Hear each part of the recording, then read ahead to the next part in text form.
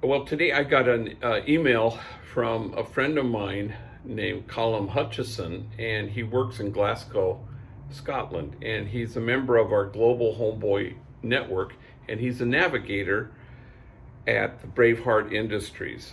And it's a program just like ours, and he's a partner with us.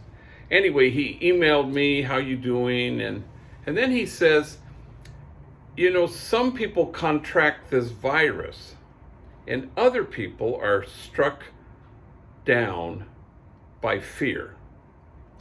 And he said, "I choose to see this as an opportunity.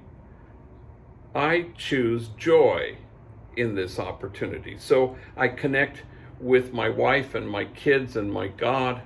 I choose joy." And I think he's right. I think you choose joy no matter what the circumstances, in good times and in bad, in sickness and in health, in virus or not, you choose joy. And we're always being beckoned, invited to joy. We're not being invited to fear, panic, terror, conspiracy theories. We're being invited, beckoned to joy. And if you think about it, the worst things can happen, but they become transformational when you choose joy in the moment, in that time. So I always look back on my life, and years ago when I was going through chemotherapy for leukemia, I look back on it, and I guess you could say it was like the worst thing that could happen to me, but that doesn't even compute. It was transformational. It was one of the best times in my life, oddly, because I felt so loved and people were so generous with me. And I remember a homegirl named China left me a voicemail message, and it said, "Now it's our turn to take care of you." Very sweet.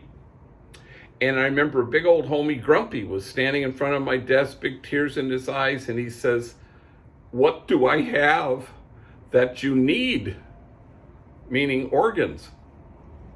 I didn't need any, but it was the thought that counted.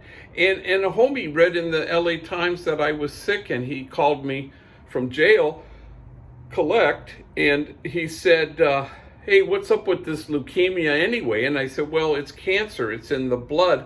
The doctor says my white count's too high." And he said, "Them doctors, they don't be knowing nothing." I said, "What do you mean?" He goes, "Well, hello, of course your white count's high. You white."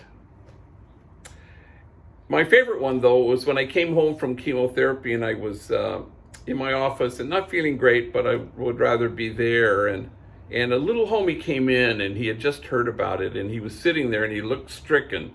And he said, "I hear you have leukemia." And I said, "Yeah." There was silence. And he said, "My cat had leukemia." "Yeah, she died." And I said, "Oh, I'm sorry to hear that. Awfully glad you stopped by." Picked me right up. You choose joy. That's the only way to make this moment transformational. You already know how to do this because I hear from you every single day. You're choosing joy. And it allows you to see this time not as a crisis, but as an opportunity. And you allow it to be transformational because the invitation is beckoning you to joy. It's not inviting you to fear, terror, panic, or conspiracy theories.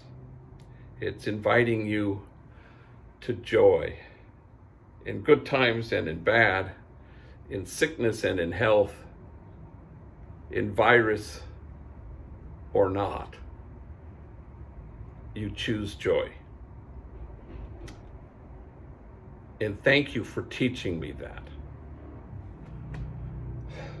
Love you.